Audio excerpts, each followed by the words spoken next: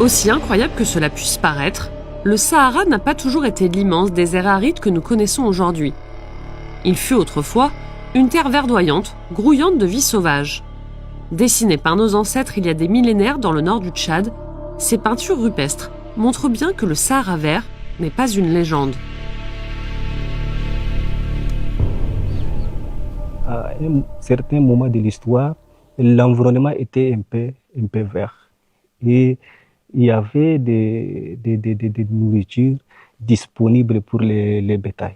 Ce sont des animaux qui ont existé et qui sont élevés par des hommes préhistoriques quand le climat était encore propice à l'élevage de ces espèces animales. Et plus tard, quand le climat peut-être va un peu changer, devenir un peu aride, l'homme avait changé ces animaux, ils ont introduit maintenant les dromadaires. Mahamat Ahmad Oumar est un jeune scientifique tchadien qui cherche à reconstituer ce monde disparu à travers l'art rupestre et les fossiles découverts sur place. Si on prend l'exemple peut-être d'hippopotames ou des animaux vraiment aquatiques, là on imagine que cet espace-là serait en quelque sorte caractérisé aussi par des lacs ou bien des fleuves, voilà, et un peu partout. Ce paysage disparu qui a existé entre 5000 et 11 000 ans avant notre ère est bien connu des scientifiques, comme la paléoclimatologue Florence Sylvestre.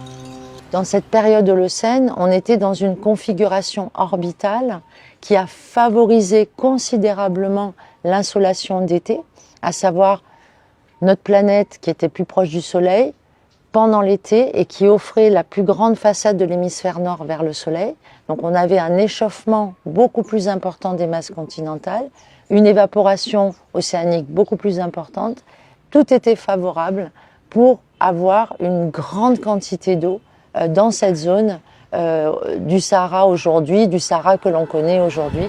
Au fil des millénaires, le Sahara s'est desséché pour devenir le plus grand désert chaud du monde. La faune a disparu et les hommes n'ont eu d'autre choix que de migrer ou de s'adapter pour survivre. Ces leçons résonnent fortement auprès de communautés comme celle d'Archeï, déjà confrontées aux effets du changement climatique qui redessine à nouveau le Sahara. Les climatologues prévoient que les précipitations dans la région pourraient augmenter de 30% d'ici 2050.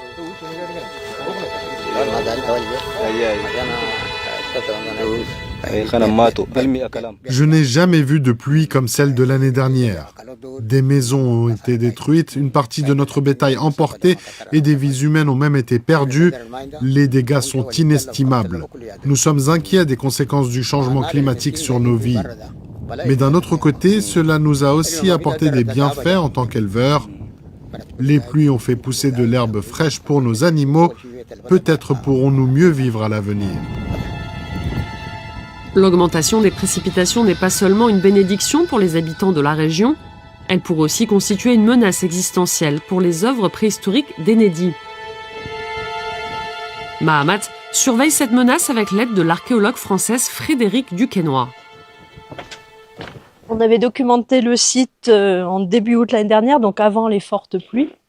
Et du coup, on veut voir s'il y a eu effectivement ces écoulements et qu'est-ce que ça a pu provoquer sur le site comme dégâts.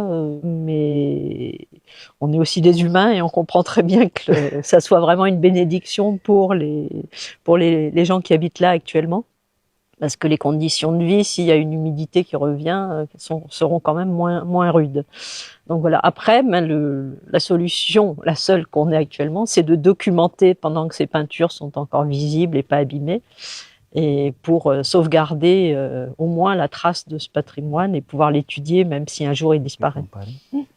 Heureusement, les récentes pluies ont épargné les peintures. Ça, c'est bien. Les dangers pour lesquels on fait face maintenant, c'est lié surtout à des actions qui sont posées par l'homme, voilà.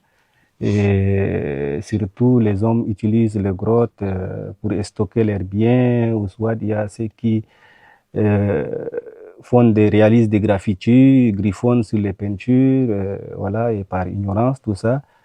Et donc, pour le moment, ce sont ces comportements-là, ces facteurs-là qui nous inquiètent vraiment. Archeil est l'un des sites touristiques les plus célèbres du plateau d'Enedi et aussi l'un des plus exposés aux dommages causés par l'homme. Nous avons ici, vous voyez, des graffitis ici.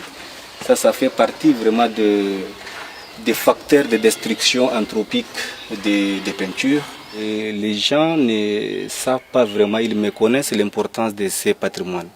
Et c'est vraiment une preuve matérielle de notre histoire, de notre culture qui est vraiment déchirée. Et ça nous fait extrêmement mal. C'est pour cette raison que Mahamat se rend régulièrement dans les villages pour dialoguer avec les habitants, les sensibiliser et les encourager à protéger cet héritage. On ne peut pas clôturer pour le moment les sites rupestres que nous avons dans la réserve naturelle et culturelle de l'Enedi. Donc la stratégie que nous avons optée consiste à sensibiliser la communauté locale pour leur d'abord faire comprendre l'importance de ces patrimoines. Parce que ces patrimoines, il est aussi leur bien, c'est le bien de l'humanité et il est vraiment important de les protéger. Mahamat a constitué une équipe d'archéologues pour dater précisément ces peintures. Cette mission, financée par l'ONG African Parks, est une étape cruciale pour sauvegarder ce patrimoine et le faire connaître au monde entier. C'est pour la première fois que je dirige vraiment une telle équipe. Et c'est aussi pour la première fois que nous lançons un sondage avec une équipe pluridisciplinaire dans la réserve naturelle et culturelle de l'Enedi.